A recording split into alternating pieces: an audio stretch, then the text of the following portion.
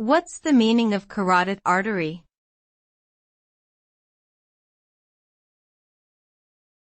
Carotid artery.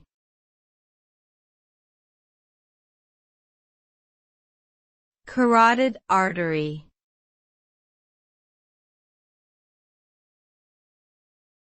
Carotid artery.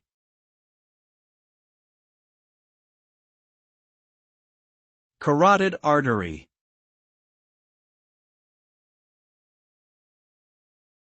The carotid artery is a blood vessel that supplies oxygen-rich blood to the brain and head. It is located on either side of the neck and can be felt pulsating by placing fingers on the neck just below the jawbone.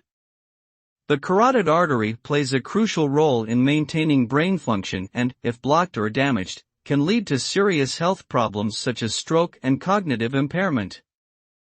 Due to its importance, the carotid artery is often monitored for signs of blockages or other abnormalities.